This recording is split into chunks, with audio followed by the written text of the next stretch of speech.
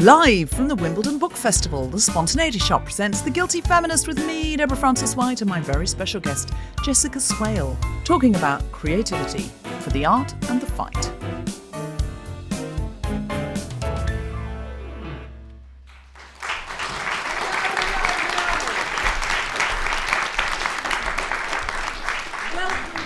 Welcome. Hello, have you come far? No, you're all Wimbledon locals. Yes, most of you. Just a cheer if you're from Wimbledon. Excellent.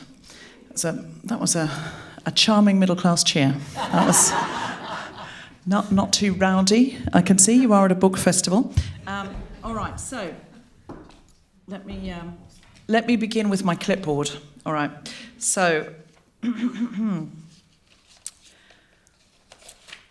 My guest today is an award-winning filmmaker, writer and director. She won an Evening Standard Award for her first play, Blue Stockings. Correct. And she immediately followed that up with an Olivier Award for her second play, Nell Gwyn, starring Gemma Arterton. Almost annoying at this point. She wrote the screenplay for the Horrible Histories film, has directed 2 feature films, and she's written the script for the upcoming, very exciting Paddington the Musical. I know. We were talking on the way in about how that's just going to be sold out forever. Who's already planning to go and see that? Maybe not sold out yet. Yeah, it's not sold out yet. People put that. Now I feel like this is an audition. There was no woohooing for that, and I feel like there should be because it really is going to be remarkable. She was named one of Variety's top 10 Brits to watch, and look at you taking that advice and watching her now. She's now written a book about creativity. Please welcome Jessica Swale. Thank you, Deborah. I am sure that Paddington is going to sell out. And you said in the lift, well, will people think, oh, they can only go if they're they have children? And I said no, because have you ever heard grown-ups talk about Paddington 2? Not once have I heard a child recommend that movie. Never. Is everything okay? Have we said something offensive already? Oh, no, this one's better. This is the right one. You bought tickets for the wrong one. You came to the right one. Michael Heseltine doesn't need any more support. He's got lots of people over there. This is a fun one. Who's that? I think Michael Heseltine is doing the talk. Michael the other Heseltine. One. Yeah. Dairy. Oh no, it's the Horrible Histories competition. Oh, is it another Horrible Histories that they were? He's the originator. Oh, I see. And then I came in and did the movie. You just came in and stole it from him, snatched it out of his hand. I did. I reckon one of them was his mum. She was like, I'm not sitting here for this. Can you imagine? Anybody else thinking, no, I've made a terrible error? Anybody here to see Michael Heseltine? Or anybody else? No, you're here to see this. Okay, great. Excellent. Well, I'm delighted. So we're also recording this for the Guilty Feminist podcast, and I wanted to record this for the Guilty Feminist podcast because I feel we are at a time in history that requires creative thinking. I feel we are at a time where what we have been doing clearly hasn't really worked, and we need to rethink things. And so whether that be that you feel the world is not anymore reflecting your politics and you don't know what to do about it, you feel like it's racing away, or whether you just think we need more stories that build empathy, this book is for you, because this book really does ignite and fire up your creative skills. And everybody is creative. You might think you're very creative, but you are. Every problem that's ever been solved, including how to get the end off the sellotape, is an act of creativity. It really is. It's like, well, this isn't working. What else could I do? What haven't I tried yet? What new thing can I try? Everybody in here is creative. Whether or not you've had to tell your child a story to get them to put their shoes on to go outside, whether or not you've locked yourself out and had to find a small window to crawl through, you have all been creative. You've all been creative today. You've all been creative this week. And so this book, I truly believe, is one that we all need, and we need to keep it by our bed and flip through it in the morning instead of scrolling through the horrors on our phone. And we need to do a creative act, and that's what this book is so amazing for, because it's not just reading someone else's creativity and thinking, oh, I wish I was as good as Jessica, but it is in fact Jessica saying, let's play, and every morning you can now get up and play. You know, you can play together with this book, which is, as you can see up there, called A Year of Creative Thinking. A whole year. It's a long time. Yeah, and the thing is also the way the brain works as well. You can dip into this every year. You know, you don't have to just do it once and then give it to a friend. You can dip in and out of this all the time. So, Jessica, your new book, A Year of Creative Thinking, invites readers to explore their imagination every single day for a year, which sounds inspiring, but also for some people might be intimidating. What sparked this idea? That is a good question. Here is my creative thinking brain in overtime trying to work out exactly what it was. Well, I think something that really inspires me is that, like you say, there's creativity which some of us use in our jobs because it's a role that is, you know, the mainstay of the way we pay our mortgage. But for a lot of people, there seems to be a kind of division in the way we think that people say, oh no, I'm not very creative, I work in this kind of an office, or I have this particular kind of job. And like you said, I just don't believe that's true.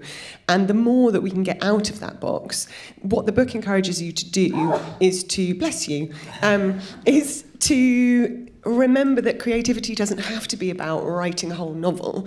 That's really the last thing it's about in the case of the book. It's just saying, have ideas. Do something a little bit different, stretch your brain. Creativity is like a muscle, and the more you exercise it, just the more confident you get with it, and the more you start to think outside the box. And in a way, we don't necessarily need artists to be more creative and writers to be more creative. We need politicians to be more creative, and speakers to be more creative, and teenagers coming up with ideas for how we deal with climate change to be creative.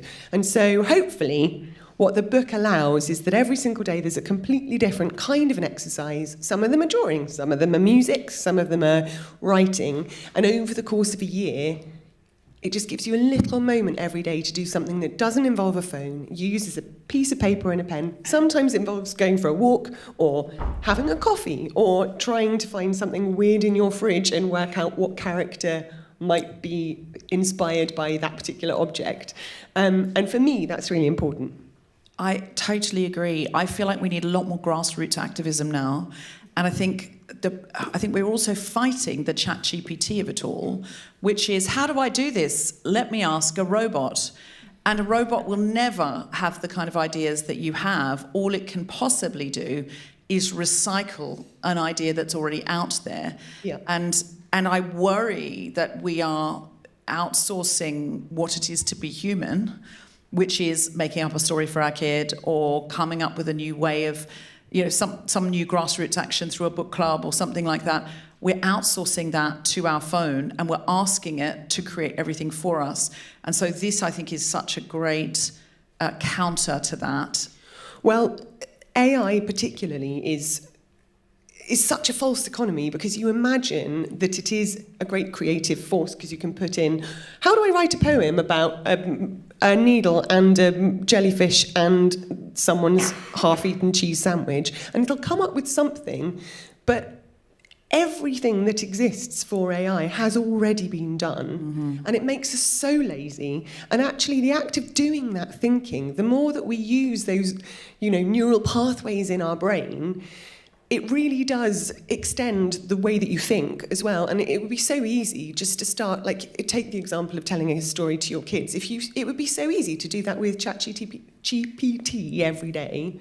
And then we stop reaching for anything. And the more that we do that, you just become lazier and lazier. It's like, you know, any sort of exercise. So my worry is that it appears to be really creative because it comes up with something which is apparently new. It's not new. It's other people's ideas. It's other people's ideas who should be being paid for their ideas that have now been munched into the system. I don't know a single writer whose work hasn't already been absorbed into it, and it's kind of horrifying when you realise that that's the case. Yeah, that's just stealing stuff. Yeah. And then recycling it and selling it like the emperor's new clothes. Absolutely. And I did hear, I can't remember which politician it was now, but said, well, it's just completely impractical to, we're just not going to be able to have AI like ChatGPT unless everyone gives us their property copyright free. And I'm like, that's like saying, well, we're just not going to be able to have burglars if people won't let us break into their homes and steal their stuff.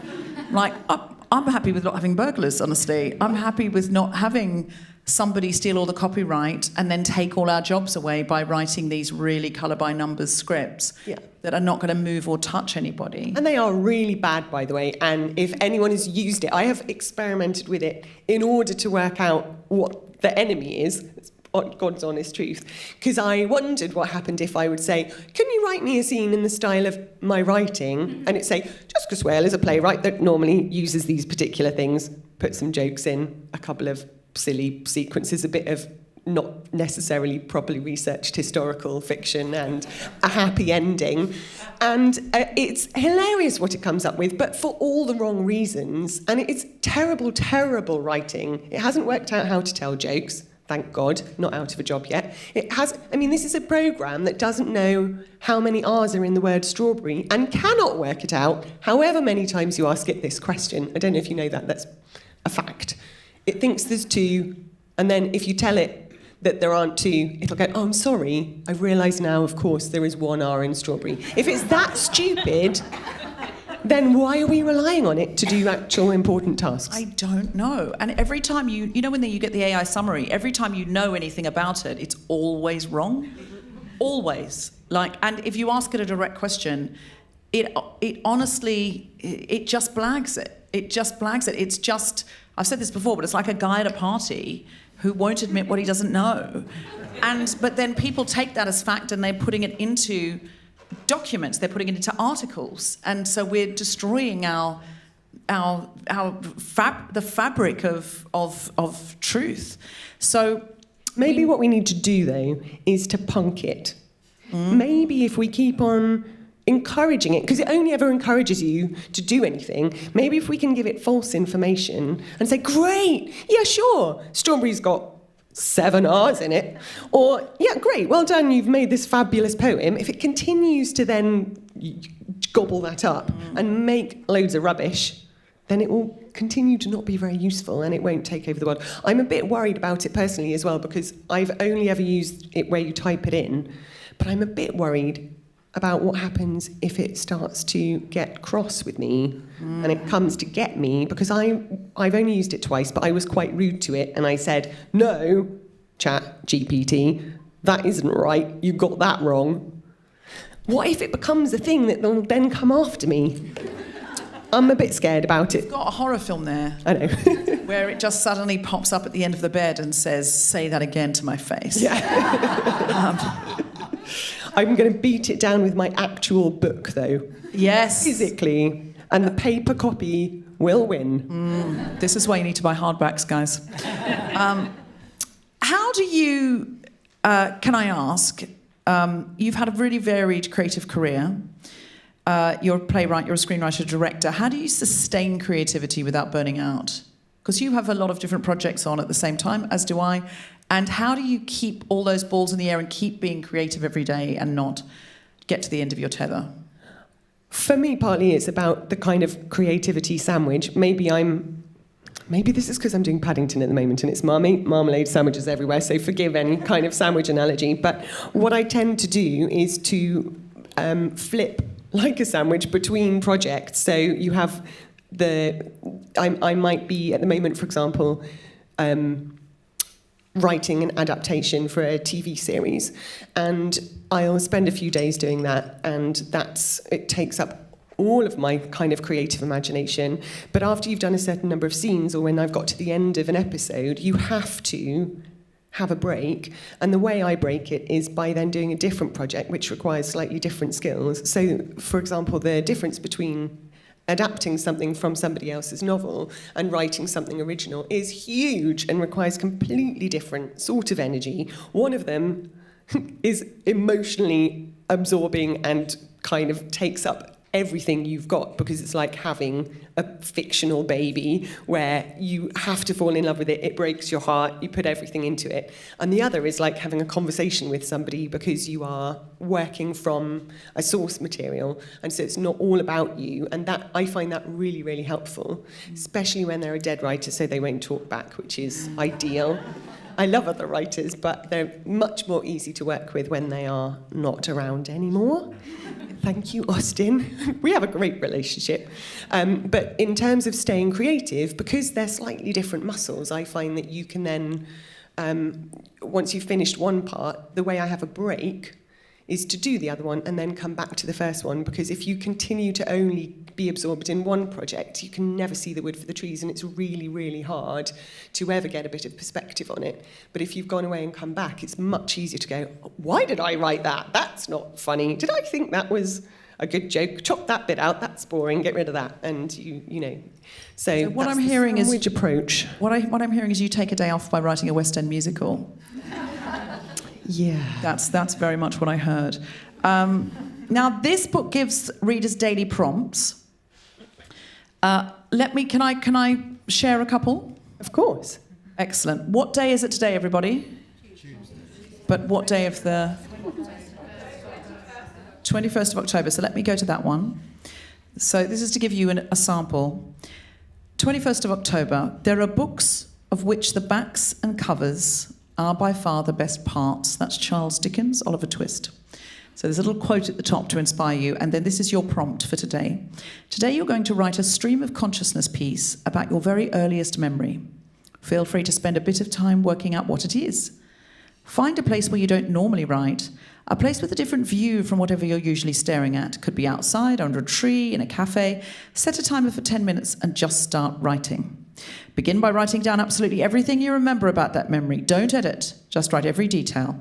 And hopefully each may trigger a little more of a memory to rise up. Think of it as meditative writing, where you are literally recording every thought as it arrives. Now reread it and see what interests you. Throw out anything that doesn't, and feel free to elaborate on whatever does. You can now add fictional accoutrements to dramatize your story, so your memory becomes the primary source, and you can now enjoy the creative freedom to do with it what you will. So that's your prompt for today. Just anybody know what their first memory is? Anybody happy to shout out their first memory? I can remember sitting in a big pram. Sitting in a big pram. Do you remember what colour the pram was? I think it was navy and white. You were sitting in a navy and white pram. I'm so old. It was one of those big ones. Yes, I know what you mean. So just for the listeners at home, the audience member is saying it was a big old silver cross one, a bit like Mary Poppins would have pushed, and you were sitting in it. Do you know what you're looking at? The garden. You're looking at the garden. Are there any figures in it? Does anyone appear, or is it just you hanging out in the garden on your own?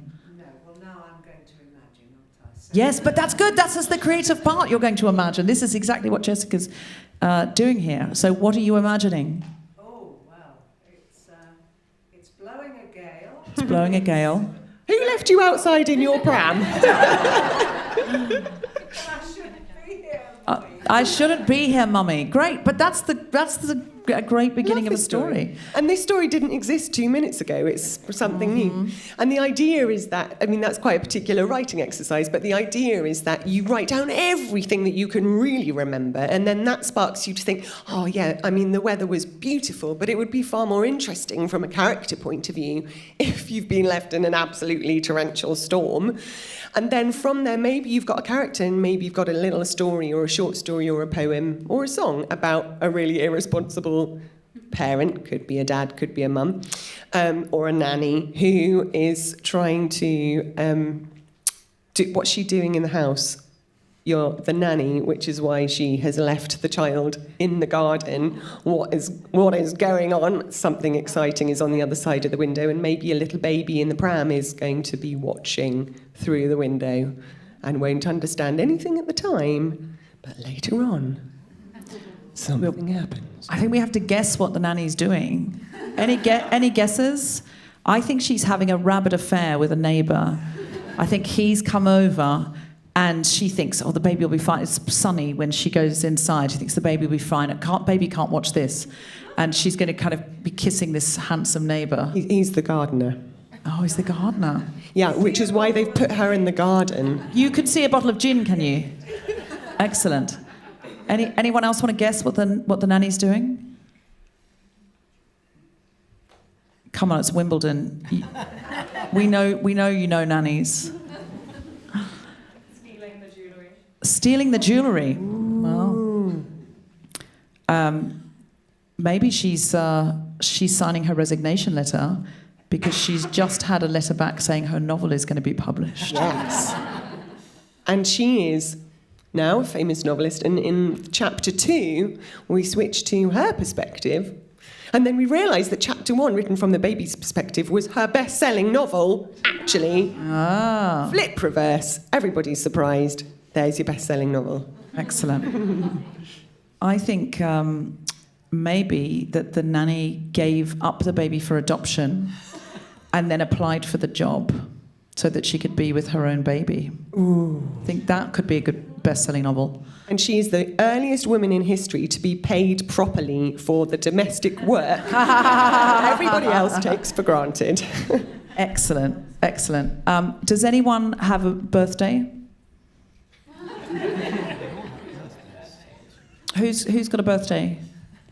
I mean, it doesn't have to be today. In fact, it'd be better if it wasn't, because that would be the same one. Anyone want to call out their birthday? December the 14th. December the 14th. Okay. Shall we do... Let's hope it's a short one. Quite a lot of them are short. And then a couple of them are 2 pages. It's a really short one. Do you want me to read this, or do you want to read this? Don't mind. Why don't you read this, because I read the last one. Okay. 14th of December. Use your seasoning sparingly is the quote of the day from Shirley Jackson. Perhaps Shirley Jackson didn't mean this literally, but let's take her advice for real on her birthday, which was also 14th of December. Go to the kitchen and pick a spice or condiment. Try it, sniff it, taste it, consider its quality. This spice is going to be at the heart of your story today. It is the essence on which the action turns. Where does it take you? Is it za'atar from a market in Marrakesh? Is it moutarde from the balmy south of France? Is it malt vinegar from a chippy in Harrogate? Your choice must feature in your story, but try and also use the flavour of it to give your descriptive sensory world a tone that matches the taste. Think about the colours you draw from the spice too to give your story depth and a compelling level of detail. So there you go. I don't know what would be your spice or condiment of choice, whose ever birthday it was on the 14th. I would say the horseradish sauce. Ooh, horseradish sauce. That would be a Horseradish. very spicy kind of a bit of writing. Who uses the horseradish sauce? What does it? It gets slathered on the person's face, to make her young looking, I think. Ooh. Oh, she's slathering on her face to make her young looking. Is that because horseradish is so kind of pickledy spicy that it gives your skin some sort of natural facelift? Oh. I'm a feminist, but does that work? Is that a thing you know about, or is that an imaginative leap? It's just your imagination. I'm glad you told me that, because I would have tried it. The burning sensation, I'm on the phone to the Well, NHS. it's much cheaper than a facial. Well, probably for good reason. So these are some of the prompts in the book that just give you, there's really, really lovely ones. Do you have a favourite or one that springs to mind when you think about this book or when you explain it? Ooh, I quite like the fast sort of just jump in and do it. Now you're asking. While you're looking, I'll busk. Why is the nanny putting the horseradish on her face? Why does she need to look younger? Is there a reason? Is she going back to see the baby who's asked to see her, who's now turned 21? And she's reminding her of younger days. They don't like that, Jessica. Sometimes it's a no but from this audience. I think it died. But what is important to say is that the whole point of this book and the whole point of like stretching your creative imagination is that you don't have to get it right. And I say that at the beginning, it's really important that it's not to do with thinking, oh, if I do all of this, I will create the perfect novel. The whole point is it's just random, fun exercises that stretch those muscles. And in the same way as going to the gym, sometimes you go, oh no, I can't lift this weight, it's too heavy. But you feel great afterwards because you did it. It all adds up cumulatively. And I promise you, if rather than 10 minutes of scrolling, if you did a bit of this every day, it doesn't matter if a couple of them you write rubbish. I write rubbish most days and then try and flog it to people for money. But it doesn't have to be good. And writing particularly, it is like people talk about turning the tap on. You have to have a certain amount of this kind of rusty water that flows until it starts to go clear. You know, every time you write something, it's still using all those different neural pathways. It's creating something new and it's stretching and it takes you out for a few minutes and it's always creating something. You never finish with a blank page. So who cares what you write? And you can chuck it out afterwards. I say to people, if you can do this with a notebook, it means that over the course of a year, you know, you will find that some days you've got something great and some days there's something not very good. And if you come to a day and you don't like it, don't do that day. Do a different one instead. And so you can flick around and do what you like. But any opportunity to be imaginative, the more you just feed that, the better that you will get. And even if you're not kind of trying to run a creative marathon, you just give yourself and your body and your brain a little bit of a break from the news or the daily hard graft and just do something a bit different. And I think that is valuable in its own right. Do you think, why do you think being imaginative matters, especially with adults who may have forgotten how to play? Well, I think that's a really good question and is answered in a way by the fact that we talk about adults being less imaginative often than children. I used to teach drama when I was a teenager to very little, medium-sized, and then quite big kids. And I really, really noticed that just as children became teenagers and started to grow up and get older and older, the way that they play those imaginative games gets more and more limited as they begin to censor themselves and to think, oh, that doesn't make sense, I better not say that, or that person might judge me because that's a wacky idea. And actually, by the time you get to the adult classes and the older actors, etc., you find that people are the least creative because we are encouraged to say no rather than always yes and actually it's those crazy ideas that often are the best. And I sometimes, if I'm directing, will go for one idea and whatever your first idea is, we'll throw it out because that was the first idea and it's the most obvious one, and then try a new one instead, and that's where after 2 or 3 goes you start to be much braver with the way that you're imagining and how off the wall your ideas are. And that's where the real sparks happen. And so the more that we can, as adults, find those ways to get to those slightly more outlandish ideas, rather than all regurgitating the same facts, it's a truth really that we are surrounded in our own little bubble by reading the same articles in the same papers, listening to the opinions of the people in your immediate group. I mean, I remember being really, really shocked when the Tories got in for the first time in my voting life, because I had no idea from my particular friendship group and lefty liberal artists, people that I hung out with, that anybody existed that didn't vote the same way as me, because you're only sort of in touch with your immediate circumstances. So the more we can throw that out and try and imagine particularly what it is like to be in someone else's shoes and to say, well, you don't vote in my way, you don't have the same opinions as me, you don't have the same opinion on the refugee crisis or on feminism or whatever it is, but I can sort of understand where you're coming from because imaginatively I can empathise with you. That's gold dust. And my concern is that the way that politics, etc., is becoming more and more divisive, and also cancel culture, the dangers of judgment, if we can't have some generosity in order to try and imagine what it might be like to be someone else and to have some sympathy or empathy about their personal opinion, you're just going to end up with a huge divide, and then no one will help anyone. I have a new book out called 6 Conversations We're Scared to Have, and the final chapter I talk about exactly, I mean, it's all about this kind of thing, but the final chapter I talk about similar exercises for people who are activists and people who are trying to make the world a better place. That one of the exercises I suggest is you have a debate and you take the other side, and you have to sincerely write the debate you think that they would have, because understanding people, igniting your cognitive empathy is really, really important. You don't have to sympathise, you don't have to have affective empathy or emotional empathy, but you absolutely have to know where they're coming from and how they're thinking and how they're strategizing, or you're not going to be able to take them on and create any meaningful change. So I suggest all sorts of exercises in the final chapter of my book that go that in that vein about how to debate or how to rethink things, because we can get so locked into points of view where we go, that's the right way of thinking about it, this is the language my group use, and we lose elections by miles, and we don't know why, because we don't know anyone or haven't engaged with anyone who thinks differently from us. Yeah, and you stop listening as well, because you just think, you're wrong.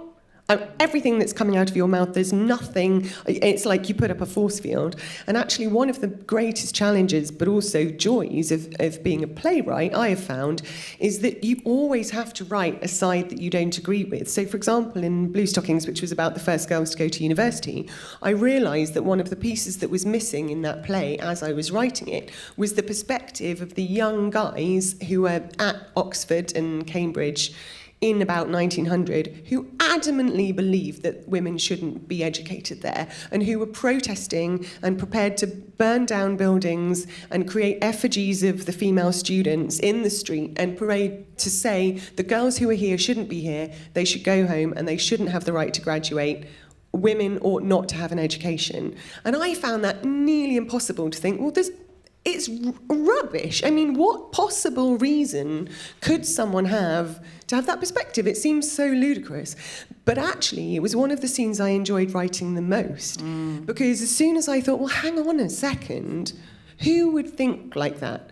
Someone who's been through a system where their dad and their dad's dad and their dad's dad has gone to this place which has sort of hallowed every single famous thinker that had ever been to Cambridge was male. And you get a free place there if you've gone to particular schools. And the danger of the idea that this is what you have worked for, this is what your family has stood for. You've gone through education properly, unlike these girls, from the time you were teeny, all the way through, been fully educated, done all of the exams, and, you know, all the world's looking at you. The idea that some girl in a bonnet could just waltz in, not having been to proper schools because there was not that education available for them, and think that somehow they could compete, it was scary, and it felt like it was treading on your toes. And what was the point in educating those girls? Because, for example, if you wanted to be a doctor, what's the point in a woman being a doctor? Because she couldn't doctor a man, so you could only doctor for half the population anyway, so what a useless way for someone to spend their time.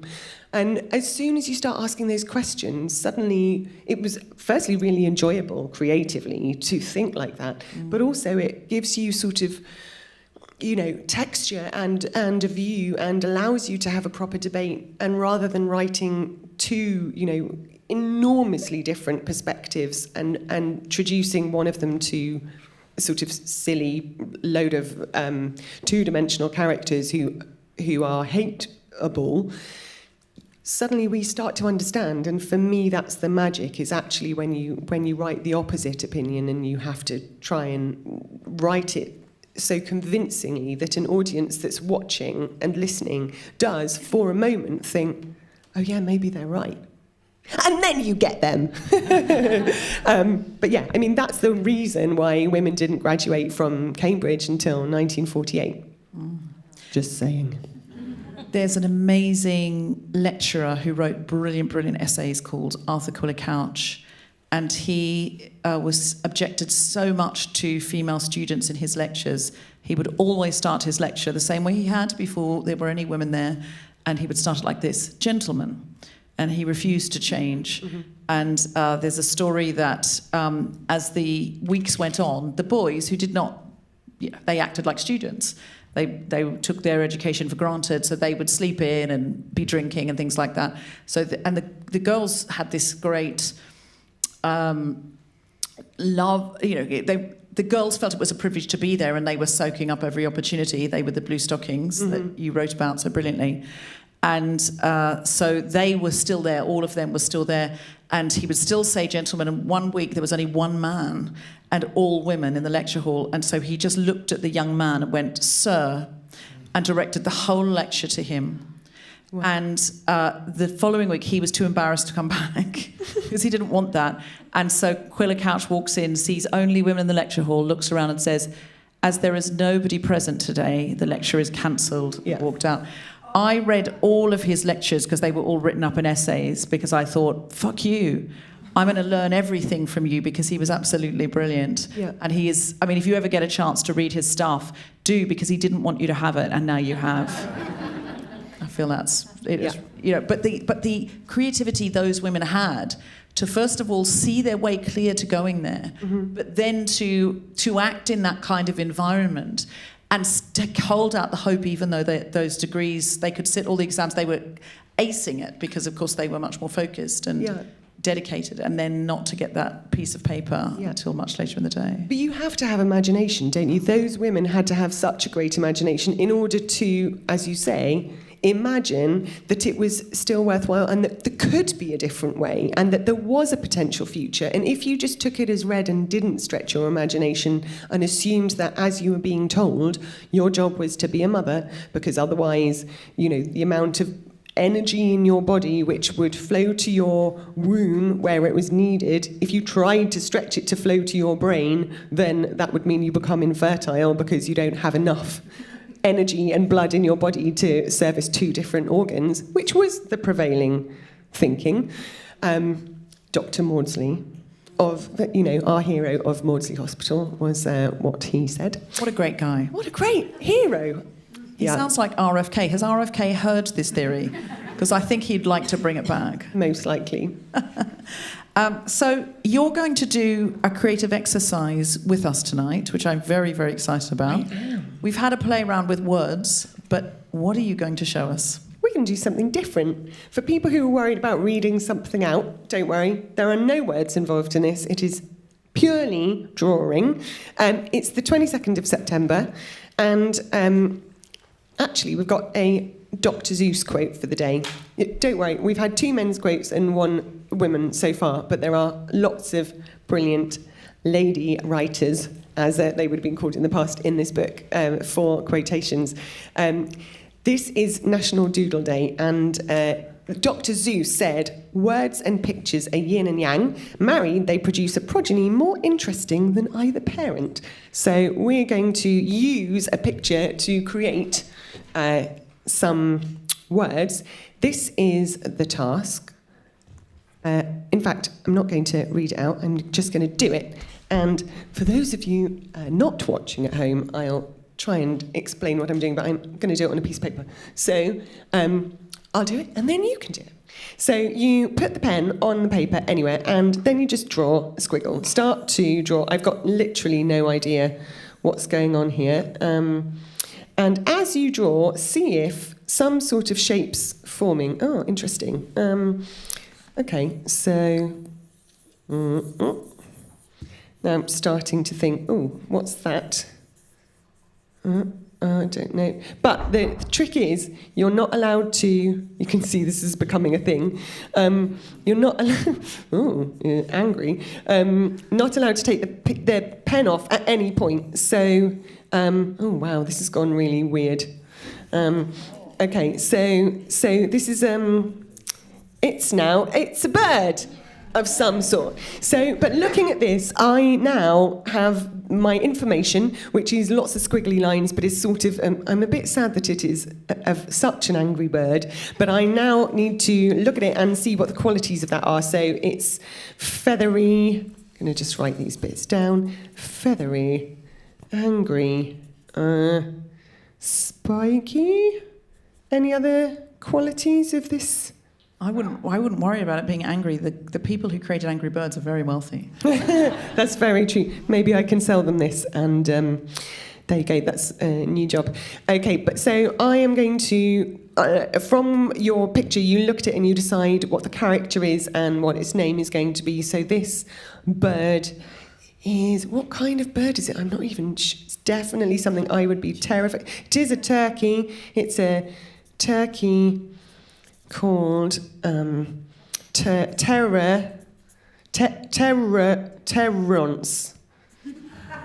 The turkey. Terrence the turkey is now my character.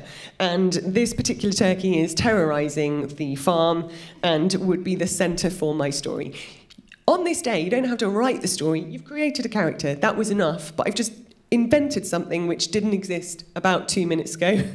Not sure that it's the best creative idea that anyone has ever had. But what's lovely is that as you do these things, we just get a host of new ideas, and they pop up, and they don't need to be memorable or brilliant, but they'll give you some food for thought. So your task is to do exactly what I just did. So if everyone can take out their pens, start with, be really religious about not taking your pen off the paper, and don't try and draw something. Literally squiggle and go wherever you want on the page as free as you can, and the freer you are, the better, because then you're not pre-thinking where your picture is going to go. And then as you draw, just see if anything is emerging. This is very exciting. It's quite actually satisfying watching lots of people squiggling about on a piece of paper. Oh, some people are even doing it with their eyes closed. I like this. I thought yours was going to be a duck the other way. I thought that was the head for a while. Ooh. It's really interesting what you see in a shape. Yeah. Where you see a face emerging. But I think he's great. He's got a lot of attitude. You have 5 seconds left. And in this 5 seconds, which I'm going to use up by speaking over them probably, I want you to try and create a character. So if you need eyes or a head or you keep on squiggling, but use that time to push a little bit more in particular directions in order to get your character. 5, 4, 3, 2, 1. Put your pens down. Very good. So now have a look at your strange squiggle creation, and I'd love you to give your character a name, and if you want to write any details about who that character is, feel free, and we'll give you about 30 seconds to do that. So much concentration. No, I want to do it. Yeah. It's not too late, Deborah. Can I have a pen and paper? Ooh. Thank you.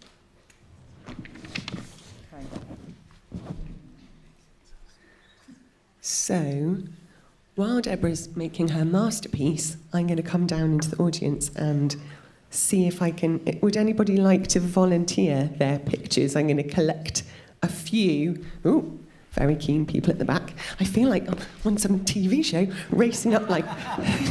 Could you hand yours along? Thank you very much. Anybody else? Thank you. Oh, one at the top. Thank you. Oh, great. Thank you very much. Another one. Ooh, these are amazing. Thank you. Any other inspired people? Thank you. We've got hundreds. We've got an entire movie here. Anyone else want to share? Thank you. Ooh. Wow, what a bunch of artists. Fabulous. Thank you very much. Oh, wow. I love that we've got absolutely no idea what these are going to be, realising that doing this on the radio is not the best. I can describe We have them. got some videos, so maybe we'll be able to put some pictures up of in the show notes. We'll be able to put a link to some pictures, maybe, or put a little bit on YouTube. I'm going to declare mine. This is Mary the Berry. We could put Mary the Berry under the special machine. Wow. She's beautiful. Kind, fluffy, and coquettish. She's a flirt. She is such a flirt. Are these arms, is she about to sort of embrace? I'm not sure whether it's flirting or sort of... I feel it's a little bit like jazz hands. She's going, ha-ha. Brilliant. Shall I put Yes, please, put put these more up? All right, so thank you, Mary. Firstly, we've got... Oh, you can see. That's not much of a surprise, is it?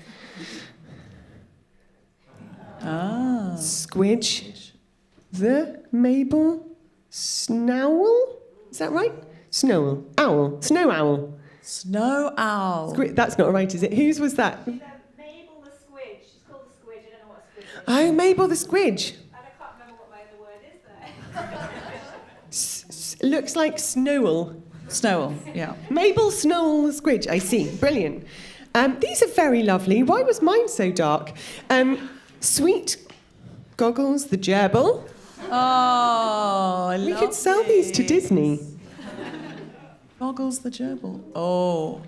Ivan the Angry Angel. Looks suspiciously like Donald Trump. Ooh. Flowery Cape, Naughty Night, Trident for Underwater Power. Very interesting. Very imaginative. Brainy Girl. Nice. I love this. I think that should be framed and maybe should be a book cover. She has also, though, got very scary teeth.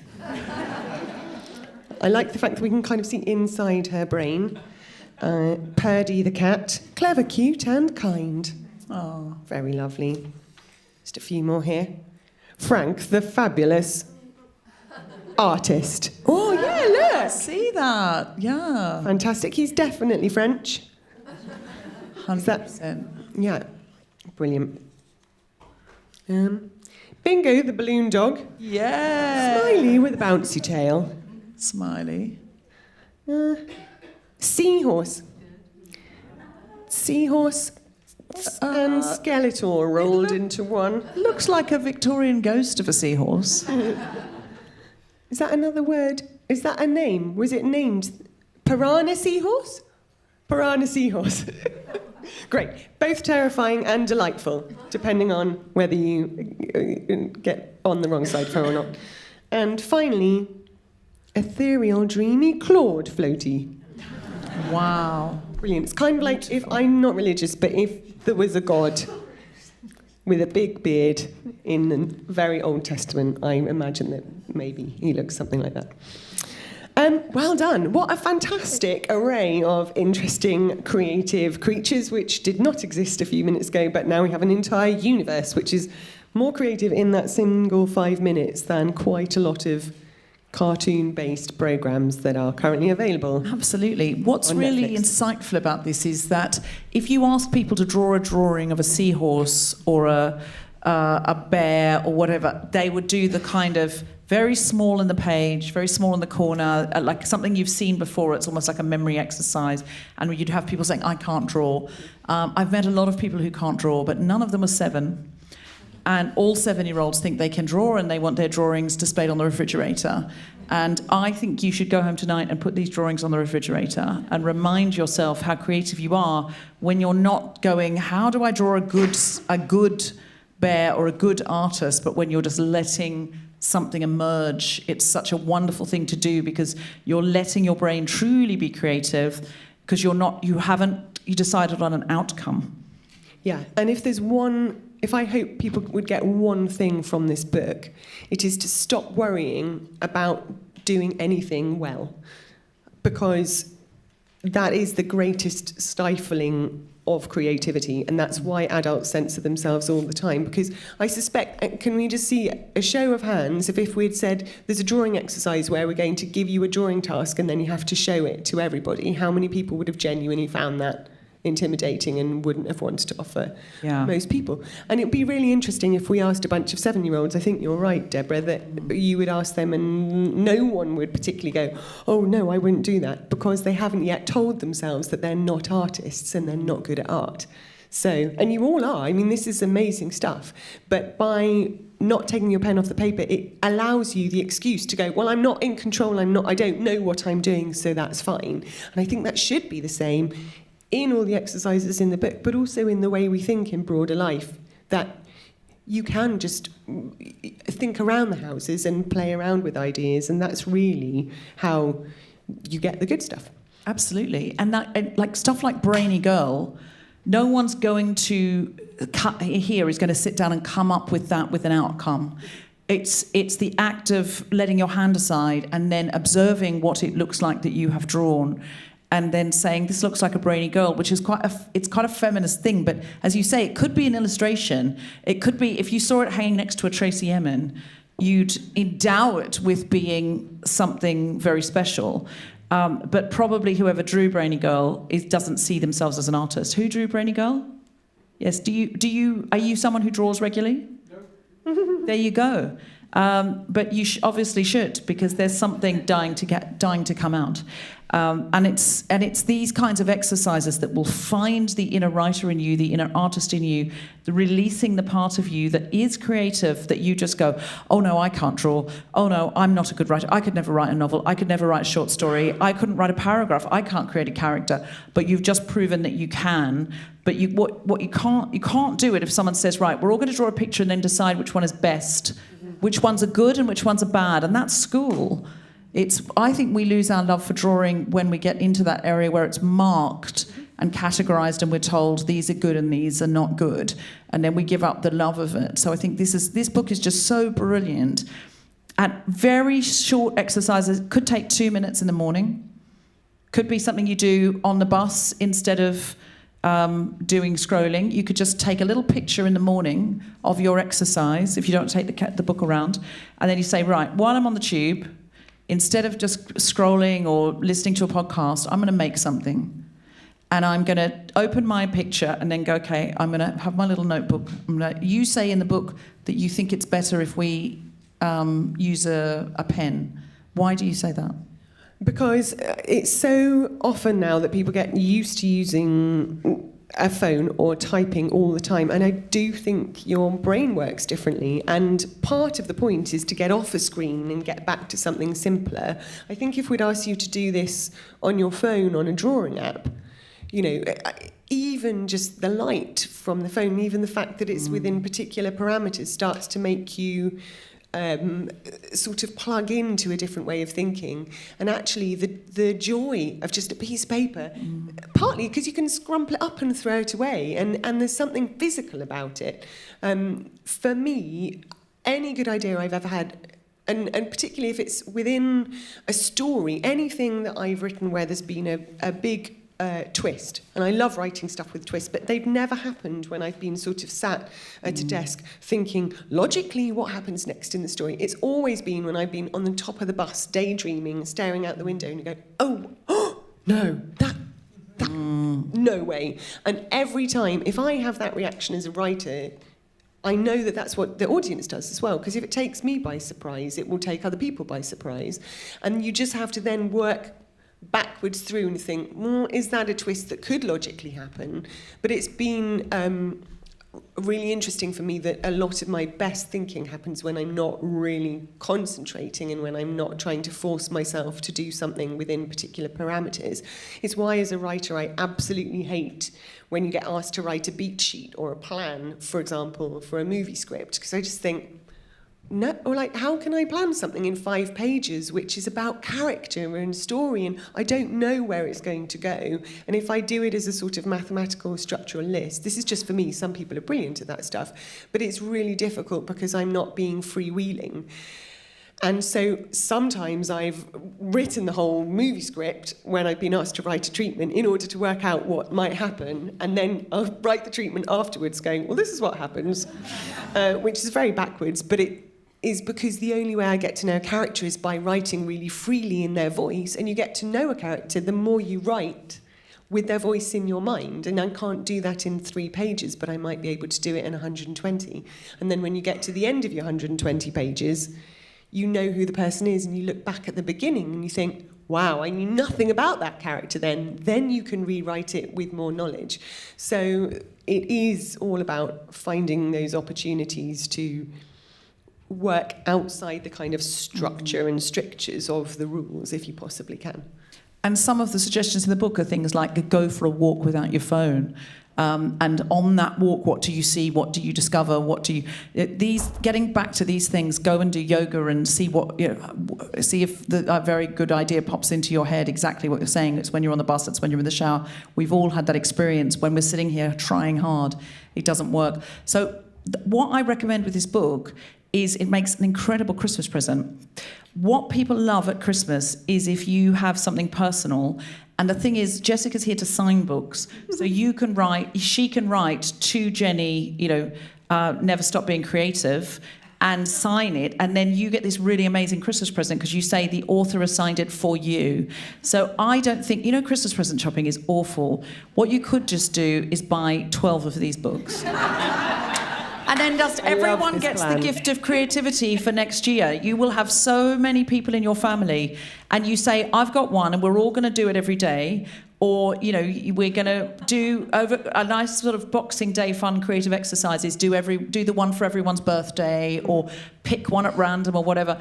And I think as a group activity, and ask different people in your family, and not everyone celebrates Christmas, so it could be another family get-together, but a lot of people do get together over Christmas with the family, even if you don't celebrate, because you get a few days off work.